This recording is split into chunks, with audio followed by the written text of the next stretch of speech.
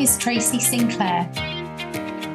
Welcome to Coaching in Conversation.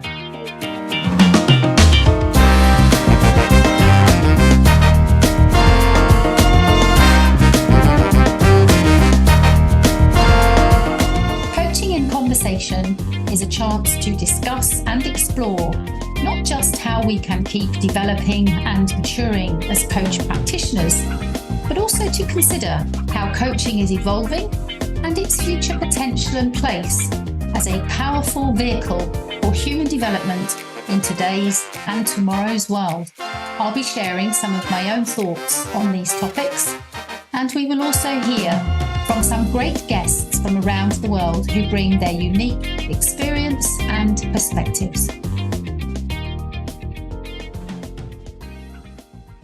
Hello and welcome to Coaching in Conversation with myself, Tracy Sinclair, and in this episode with my dear friend and colleague, Andrew Machon.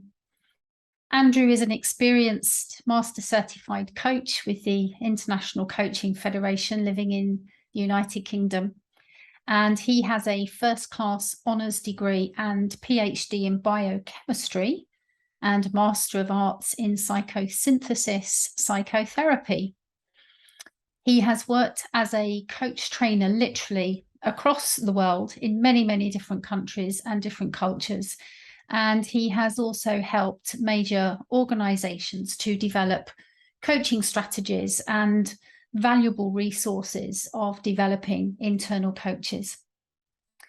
He has also worked as a visiting lecturer in positive psychology at Buckinghamshire New University here in the UK, and he has taught students there about the nature of change and development on their master's degree in positive psychology. Andrew's current focus is largely twofold. Firstly, he continues his work as an experienced coaching supervisor, working with and developing groups of coaches.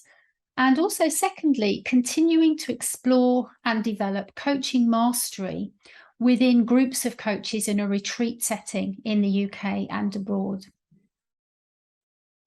Andrew has also authored at least 6 different books on various topics, including coaching, but some other very interesting topics as well.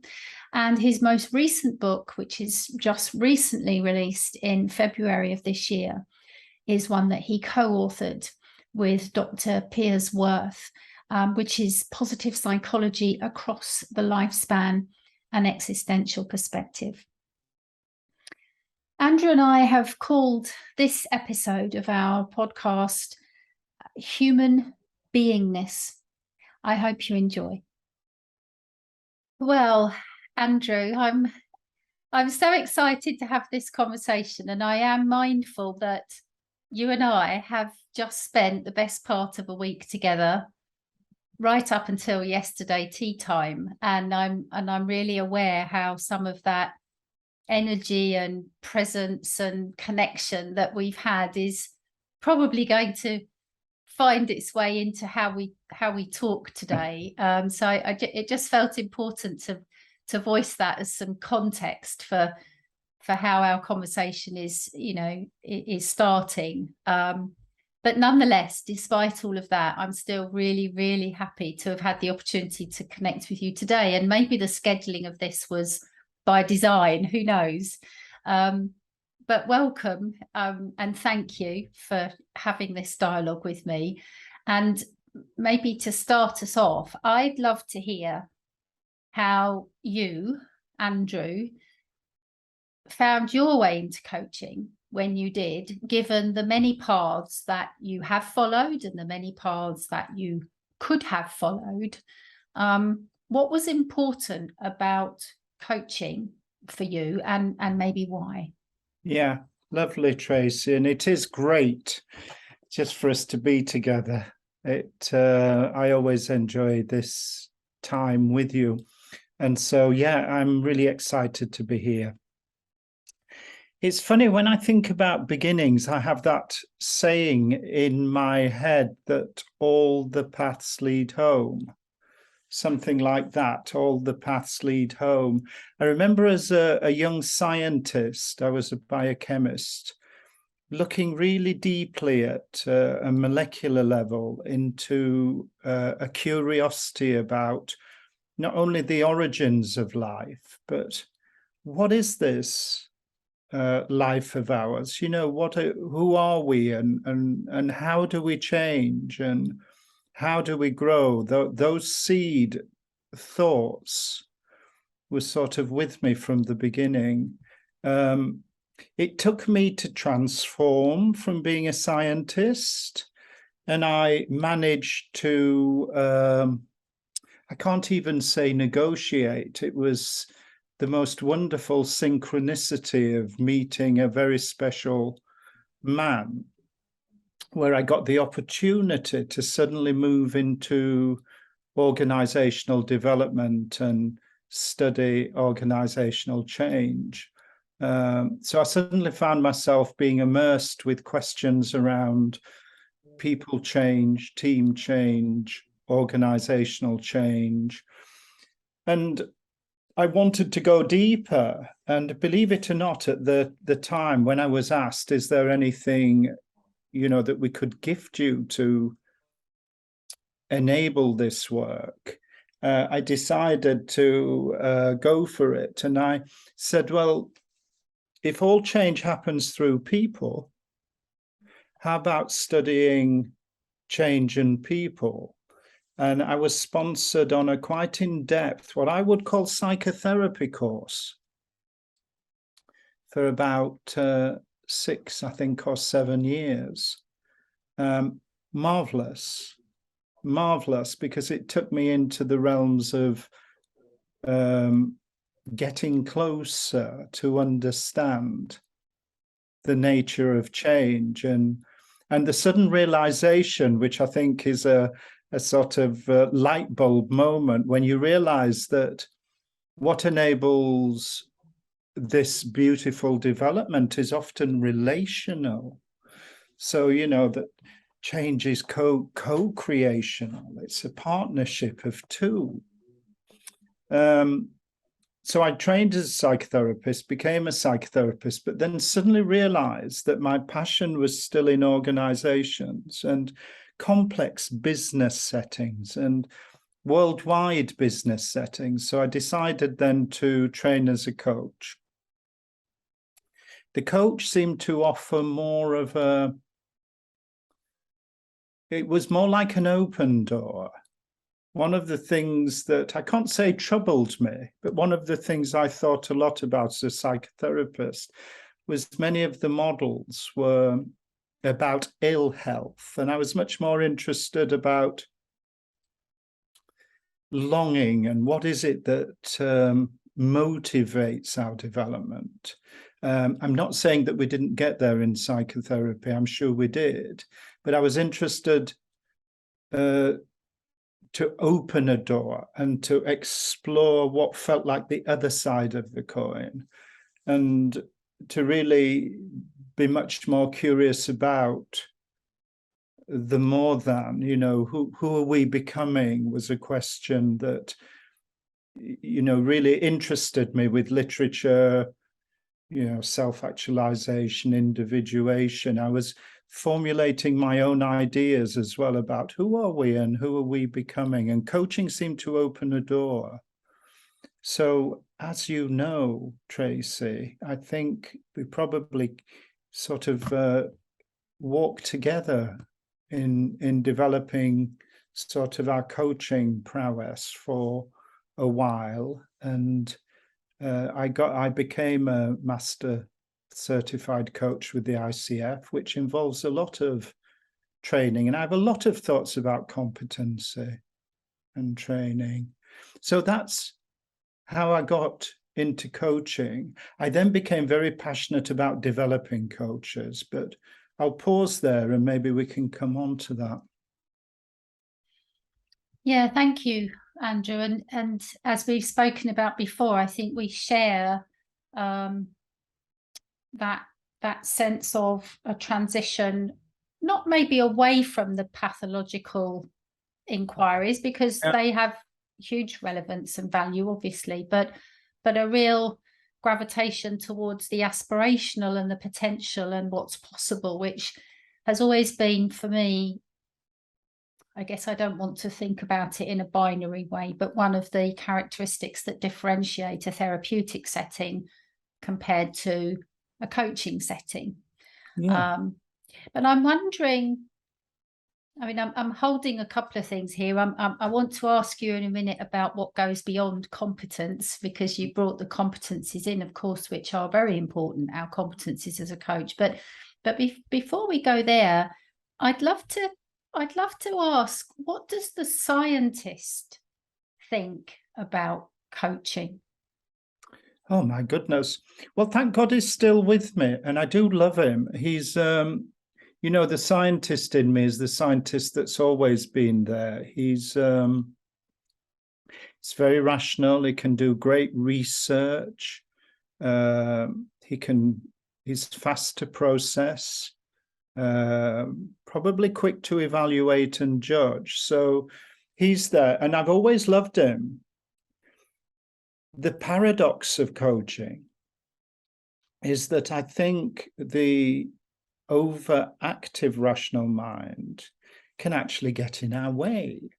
So as a coach, what I learned to do was what I call a psychological acrobat.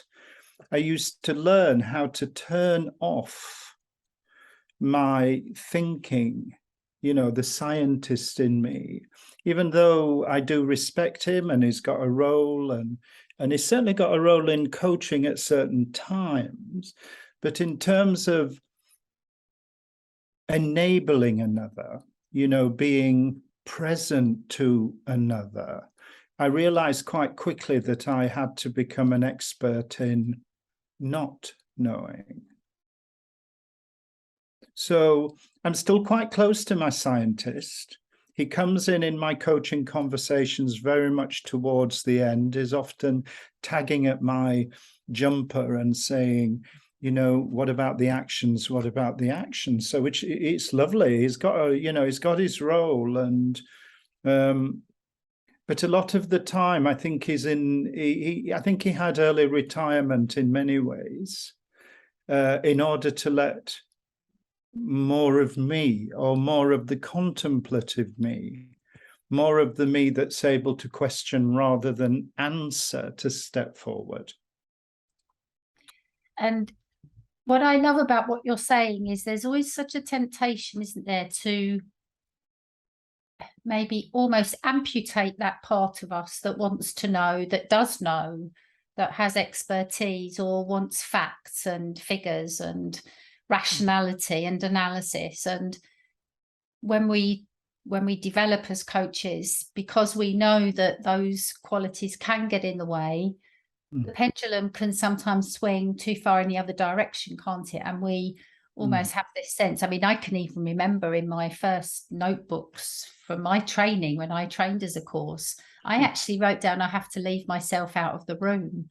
And I came across that, you know, a little while ago, and I thought, oh my God, that was a real pendulum swing, wasn't it? Because, you know, if anything, the last thing we want to do is leave ourselves out of the room. So there's some kind of integration, and dare I say it, synthesis. I know that's been a word that's come up in our conversations a lot this last week. There's an integration needed here, isn't there?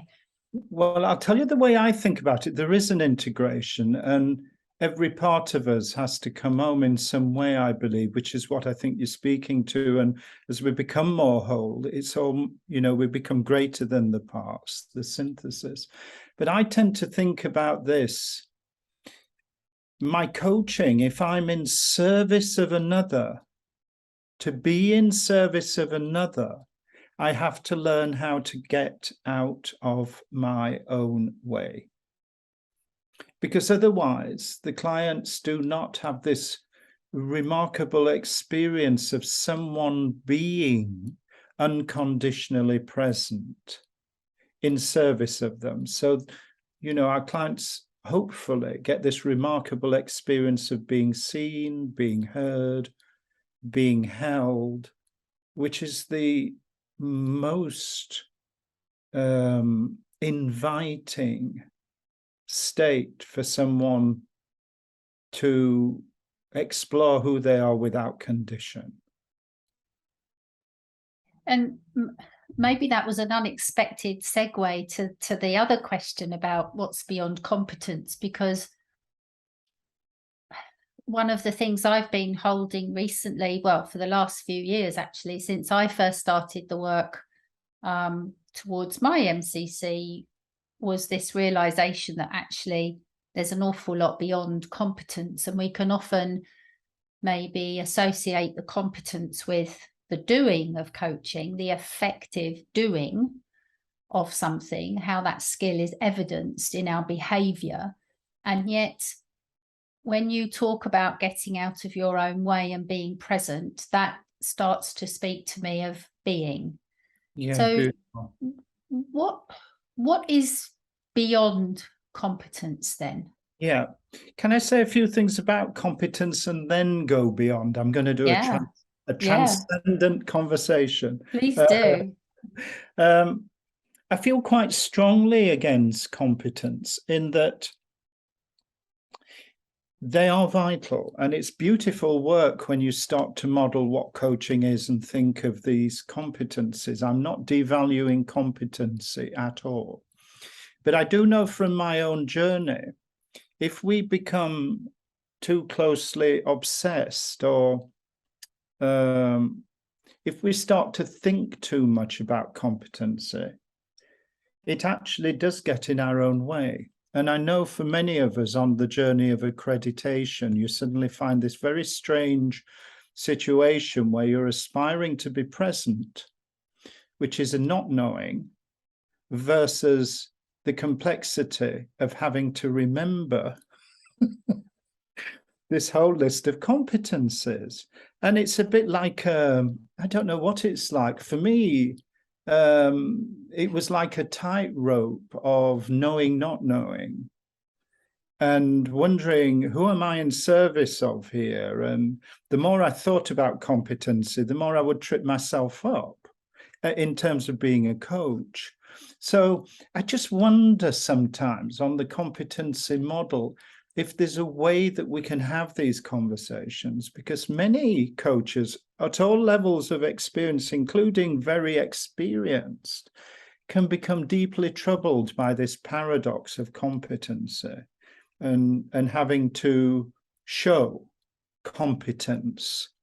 So that was one thing. I'm fascinated with coaching because for me, the beauty of coaching lies not in competence, but in quality. So, you know, the competence often points towards what we do, but I've always believed it's how we are in what we do that makes the difference. So, and you brought in that beautiful word being, and it begins there. And when we are in a place of being that permits, you know, this unconditional space that allows presence in essence to form, what can happen is that it allows the constellation, it allows almost, it allows us to be open to some really, really wonderful, what I think of as attributes and qualities, which for me are essential to being and enabling, being in service of another and enabling change. And I'll name a few. With being, you know, I often joke about you need to have a AAA rating. We need to be alert, we need to be authentic, and we need to be able.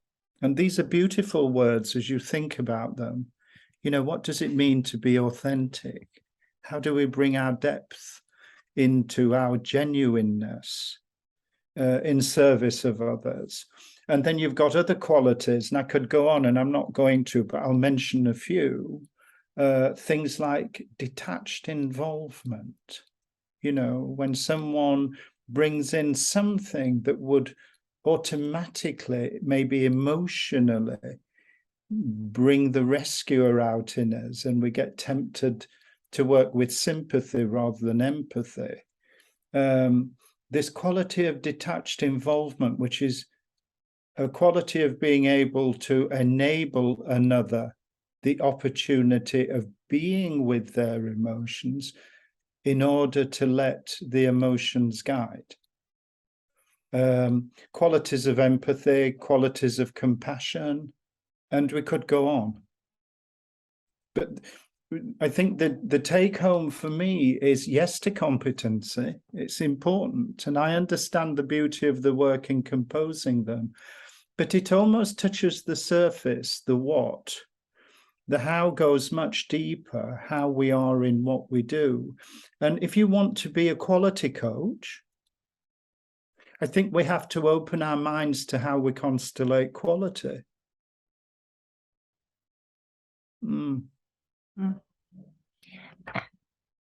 Gosh, again, so many thoughts coming up from what you're sharing there, Andrew. But I'm just thinking, for the coach that might be listening to this, who's saying, wow, that's amazing. I want to be that. I want to access that, but it feels so hard, so elusive, because I am still grounded in competencies, and I ought to be doing this, I need to be doing that, I need to make sure that I'm doing this other thing to demonstrate competencies. What would you say to that person that gets what you're saying, would like to nurture what you're describing, but it just feels really hard? What are your thoughts? I think that's a beautiful question. I think that's a beautiful question, because as we go into the realm of quality, as we go into the realm of being, almost language, can escape us, because we go into the realms of experience.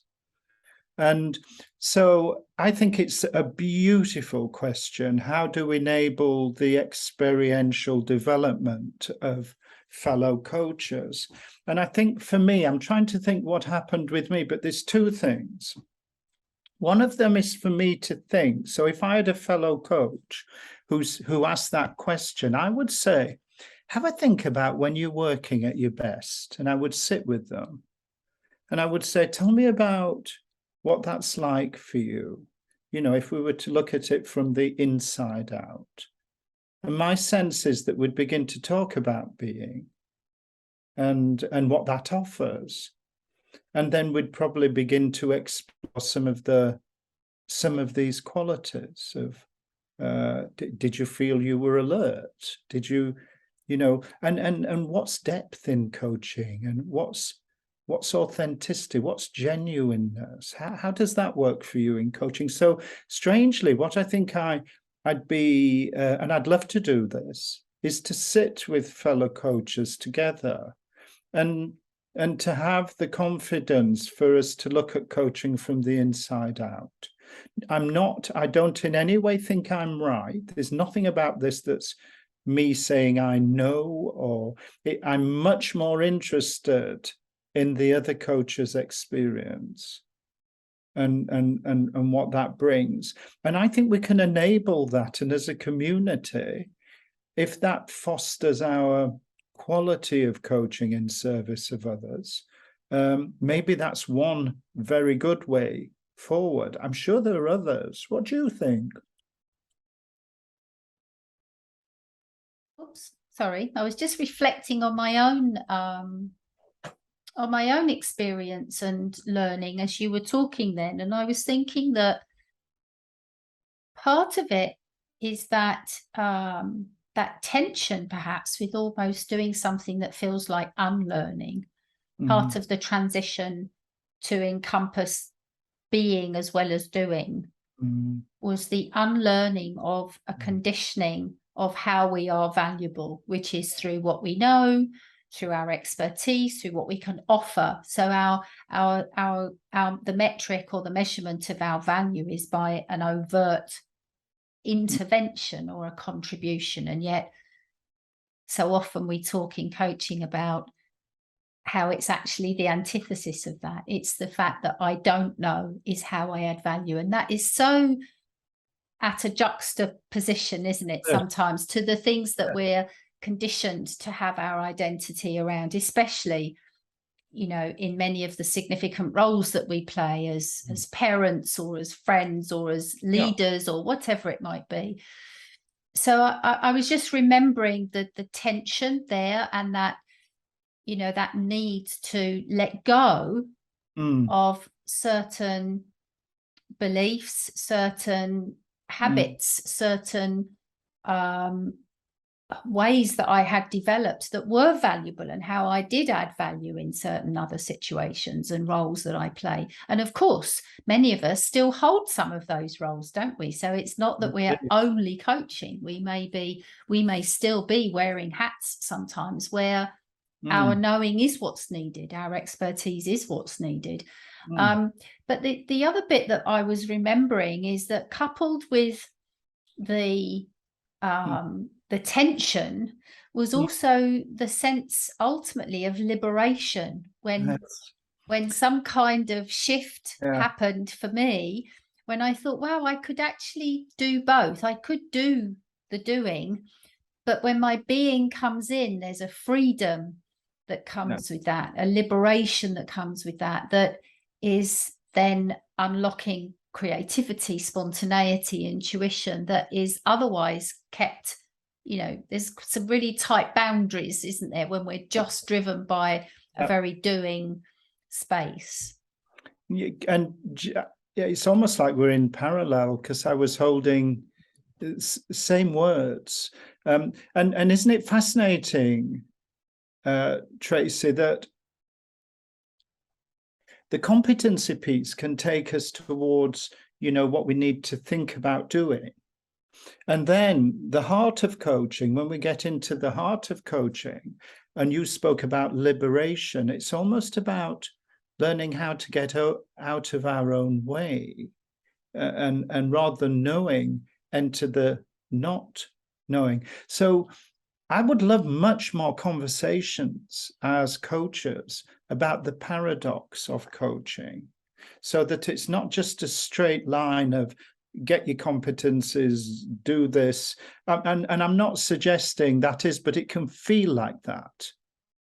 You know, to get more to the heart of it, that yes, it's about learning competencies, but to be in service of another and to offer presence, you're invited to find an unconditional space, a space of not knowing so that others can know, a space of self-liberation so that you can be present with all your attention, listening, letting the silence inform the questions. All these wonderful things that describe what I call psychological acrobatics. You know, we have to go from one thing to the other and let ourselves off the hook and put things down. And so I think there's more to say about coaching that would help liberate coaches. Yeah. And why I was smiling there, Andrew, is because this acrobatics that can come up, that can feel a bit clunky sometimes, isn't it? You know, I've got to put this down and pick this up. And actually, maybe where my mind went is maybe it's juggling balls. You know, maybe you're holding both of them at the same time. And it's interesting, because I don't know if I've ever shared this with you, but I've called my coach training program the science and art of coaching. And the reason for that was very deliberate, and I've taken the model to accredit it to Michael Grinder, who developed his own model of professional development, where he's turned this phrase that we often hear of the art and the science of something to the science and the art. And I consciously chose that because it's holding both, but it is also indicating that sometimes we need to be scientists before we can be artists, that sometimes we need to understand the competencies, the technicality, how we do this thing called coaching, to then become artistic with it, that once it becomes, do we want to say unconsciously competent, or, I'm not too sure that I always subscribe to total unconscious competence, because I think there's some huge pitfalls in that. But, if you get to that place where the science, you've got the science, and of course you're still studying and learning. We still read, we still go on courses, we still study. But from the base and the foundation of science, the artist can emerge. And that's how I experience it. That's why I called that program that. And in fact, the subsequent program, the more advanced program, is called The Art and Alchemy. Oh, I can't believe it, because I was just holding all those words. We are very, very much in sync. And if I can speak to your wisdom for a moment around naming that, yes, to the science, we often need to think about what we're doing to begin with. Absolutely. But I adore the fact that artistry comes in. And if I may, let me just say how come or why. When I'm working with groups and talking about presence, I referred to presence as the art of not. How do we practice not knowing? How do we practice not wanting? How do we practice not competing? So yes, a big yes. But the other thing as well is, where do we go with coaching ultimately? What it's about enabling another to go back to their resourcefulness, their inner source of something in themselves in which they can trust for direction. We can refer to it as an urge, a calling, whatever, but there's a place within us that continually we can continue to return to. And therein we discover our resourcefulness, but with it we also discover a sense of directionality, an energy, a will, and a choice that we choose to go this direction. This is where I want to go, to take me a step forward on my developmental journey. Now, when we get into the realms of energy and words like longing and calling, I think the world changes from the fact of thought much more to the realm of imagination, image, metaphor. So I think you're very wise, because if we are to work from the inside out and from our source, to let our source inform us, I think there's an invitation to be an artist. The scientists would try and make it fact when it's not. It's not that. So who in us, I often think of the masterful coach as the inner artist. Who am I when I'm at my best? And I like the science as well. I like that to be there. And the word alchemy is beautiful. The alchemists, used to believe, I don't know if you know, but they had a theory years ago. I can't remember the name of it. It'll probably come. But they believed that everything, particularly different things. So imagine that, we judge this to be right and that to be wrong, and that to be black and this to be white, and all these things. The alchemists believed that there was a connective tissue between everything. That nothing was out of reach, nothing was out of relationship. And things that we might to be judged to be world apart may be closer than we imagine, and may even, be the dynamism or the things that motivate our development. things like vulnerability that we might reject, or the alchemists are remarkable in that they remind us that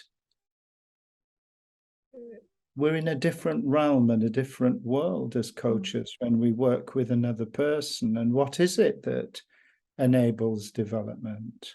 It's a remarkable question. So very wise. I'm not surprised, Tracy.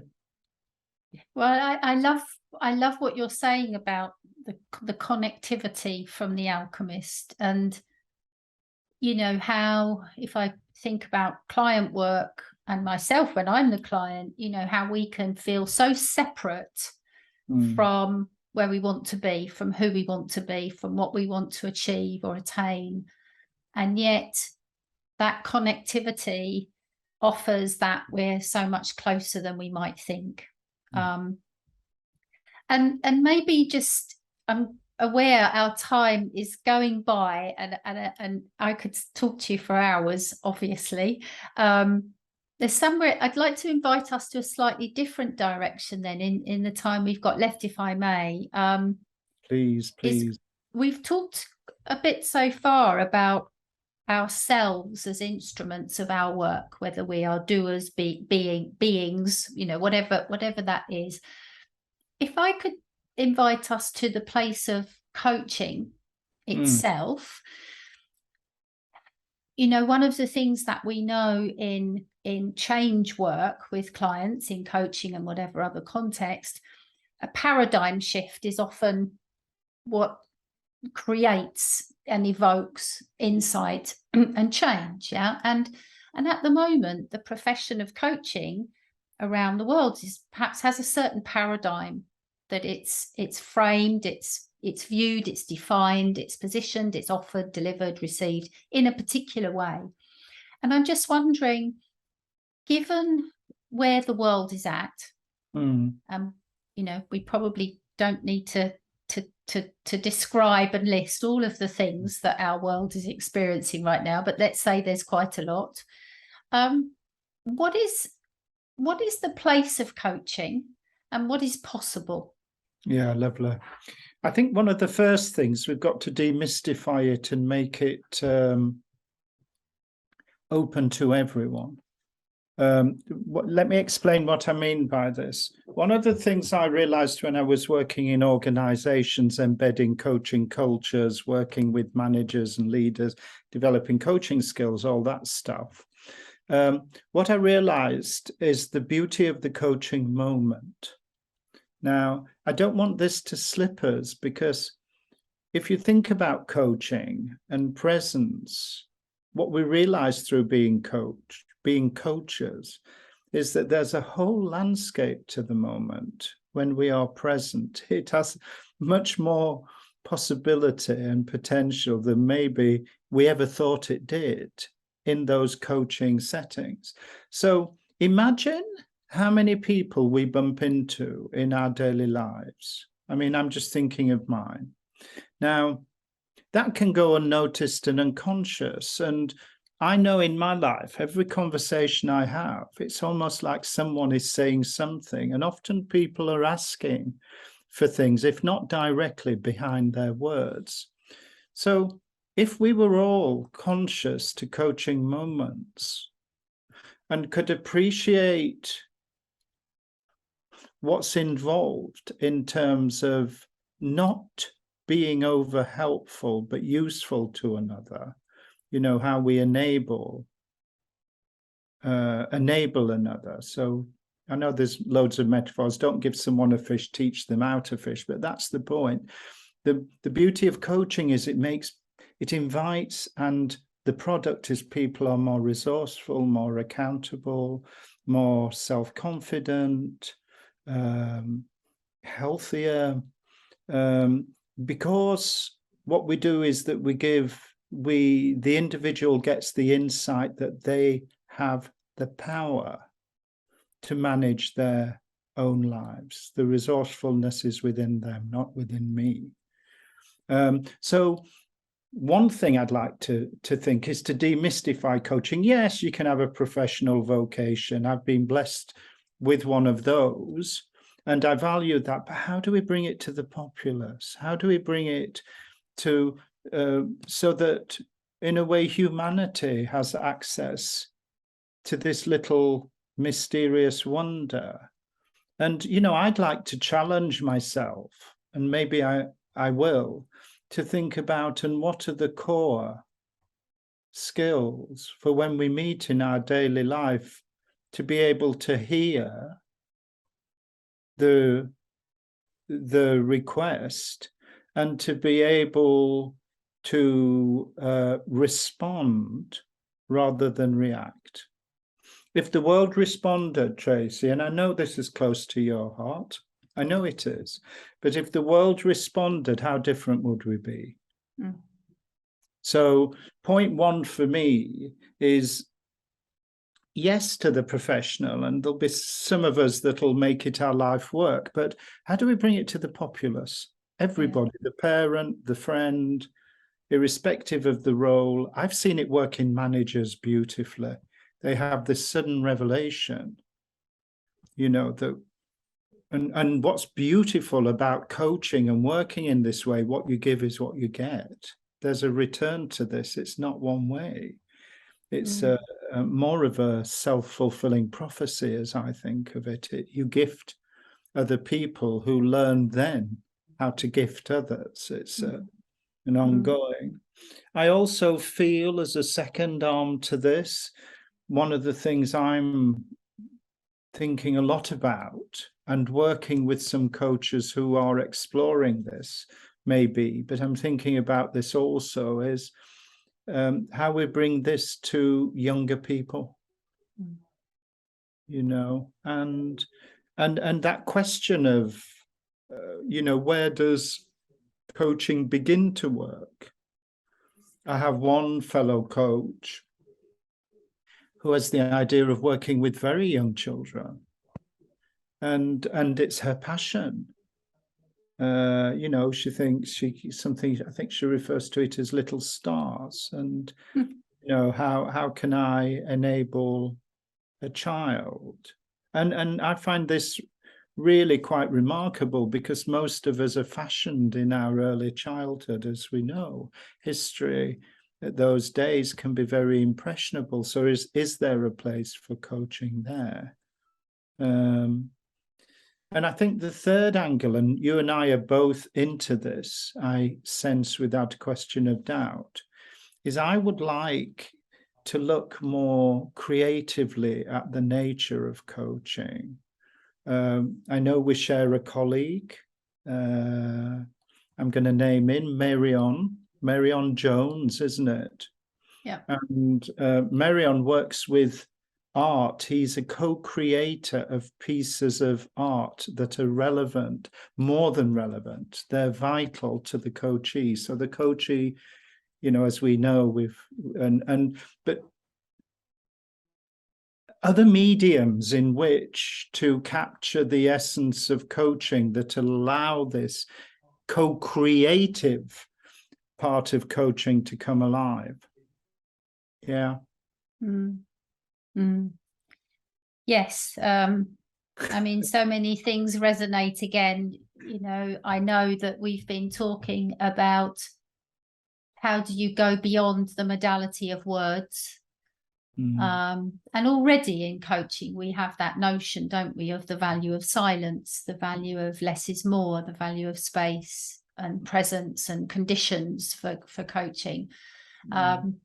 My energy and curiosity is going, as you know, even further to that, to really explore, you know, a way of communicating that is, as coaching currently is, that seems to be still very grounded in the exchange of dialogue, is wonderful, and potentially limiting at the same time if we can't engage in other ways to express ourselves, which is why I love the work that that Marion's doing in the artistry, and of course completely supporting this idea of coaching being for everyone, especially younger people, and where my thinking goes with this as well is, is I wonder if, you know, we say that coaching at its heart is something that we all sort of intuitively know it is within us to engage with people in that way, and yet we're still in a place where we are overtly teaching it as a skill, as though it's something that we don't have and we have to be taught it. And the place I'd love to get to is could we nurture within society, within humanity, that returning within, I guess, to find the inner coach that's already there, so that coaching is not even something that necessarily has to always be taught anymore, because it's just a way of communicating, isn't it? You know, at its very simplest of levels, isn't coaching a way to communicate with self and others amongst, you know, the plethora of other modalities that we have? Well, I've just had a revelation while you were talking, and you have this effect on me. I've just realized what was happening. I was listening to you deeply, and my mind, years ago, I had the privilege, I'll use that word, of working with a large group of coaches, coach training in China. And at the end of that experience, the group came to me and collectively and spoke about, and someone in the group said, coaching is about creating humanity. It's about, and as I listened to it, I thought, wow. So coaching is about making human beings in all our humanity. Now, I know you might say, well, we're all born human beings. That's our birthright. But I have a feeling that it's through coaching that our true human beingness is born. And so why don't we, and this is the revelatory moment, get rid of the word coaching and talk about human beingness? Yeah. You know, as a gentle invitation to recognize that the developmental journey in all our lives, the first step of that, the turning inward rather than outward, and processing, overthinking, to be able to still and discover our human beingness. Oh, isn't that such lovely, isn't it? And then we become who we were born to be, human beings. Yeah. You know, but isn't that a lovely way of just making it the most natural, rather than I'm a coach, you know, which I know is important in certain settings and formality and all that. But if we were to make this the most natural, recognize that it is a natural way of being in service of others. Yeah, the metaphor or analogy that was coming up for me as you were saying that, Andrew, was instead of coaching being a piece of clothing that we wear, it's part of our skin. Yeah. It's part of our own fabric. I felt like saying, it's a perfect metaphor, because I felt like saying, and Tracy, it's only a breath away. Yeah. Because it is. Yeah. What do? We connect with our breathing. It's literally a breath away, this. Yeah. The practice of this becoming conscious is a breath away. Which takes us right back to where we started earlier, wasn't it? Of it's not as far away as you might think. You know, it's closer than you might think. So that's it's probably a lovely cycle, you know. What we've been talking about this week, haven't we? Of you go somewhere and then you think you've come back to where you started, but actually you're somewhere very different. I feel like that's happened to us today. We shall not cease from exploration, and at the end of all our exploring, T.S. Eliot, we will arrive at where we started and know the place for the first time. Yeah. And here we are. And here we are. Well, that sounds like a very fitting place to pause, maybe for now, Andrew. And I'm just wondering if there's anything that you'd like to just share by way of bringing today's conversation to a close. It really feels that last moment there is the full stop. But I want to say, like coaching, it's the joy of working through another. And I mean, you and I being together, that I realize is the vital catalyst in my life. I can't do this alone. So thank you. Well, you know that is a mutual feeling. I've loved our conversation. As always, something new has come out, even with revisiting some concepts that we know. Something different has come out. So we are definitely back to where we started, but seeing the place for the first time. So thank you so much.